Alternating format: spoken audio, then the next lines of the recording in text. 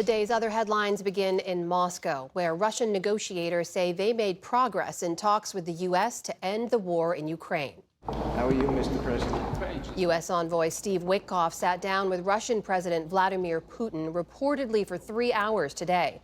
A Kremlin official said they discussed the possibility of direct talks between Moscow and Kyiv. All this comes as President Trump continues his push for Ukraine to make major concessions to end the war. In a Time magazine interview released today, Trump said, quote, "Crimea will stay with Russia." Moscow invaded and occupied Ukraine's Crimean Peninsula back in 2014. In Kyiv, Ukrainian President Volodymyr Zelensky paid tribute to victims of a Russian attack earlier this week, and he said Ukraine could not and would not recognize Crimea as Russian land. Тимчасово окуповані території, вони тимчасово окуповані. Вони всі належать. Temporarily occupied territories are just temporarily occupied, but they all belong to Ukraine. I think this is absolutely a just and legal position, according to the Ukrainian constitution, as well as international law. In eastern Ukraine, officials say a Russian drone struck a residential building overnight, killing 3 people in the city of Pavlograd. And outside of Moscow, a car bomb killed a senior military officer, the second such attack on a top Russian commander in 4 months. Russia blamed Ukrainian intelligence for the attack. Ukrainian authorities did not comment.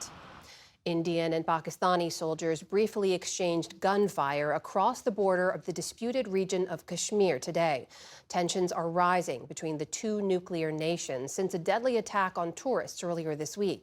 India has blamed Pakistan for Tuesday's attack in a Kashmiri resort town. Pakistan denies any connection.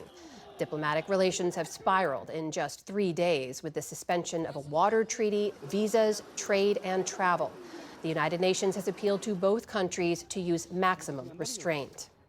In a Manhattan court today, Luigi Mangione pleaded not guilty to a federal murder charge for the killing of United Healthcare CEO Brian Thompson. Thompson was shot in Midtown Manhattan last December outside of the company's investor conference. Department of Justice prosecutors under Attorney General Pam Bondi said they would seek the death penalty for Mangione. He had already pled not guilty to separate New York and Pennsylvania state charges. Those state charges would carry a maximum punishment of life in prison. Also in New York, former Representative George Santos has been sentenced to more than 7 years behind bars. He pleaded guilty last summer to wire fraud and identity theft. Santos arrived in federal court this morning and reportedly sobbed as the judge handed down his punishment.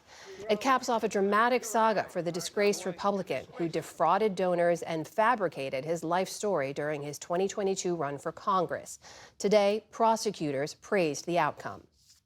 He told lie after lie until it caught up with him, until we caught up with him and exposed him for what he truly was, an opportunist and a fraud. Santos was expelled from the House after barely serving a year in office. He's due to report to prison in July. And after a week of wild market swings and major gains, on Wall Street today, stocks were mostly quiet. The Dow Jones Industrial Average climbed back from early losses to basically break even. Tech stocks carried the day, sending the Nasdaq up by more than 1%, and the S&P 500 also registered a small gain.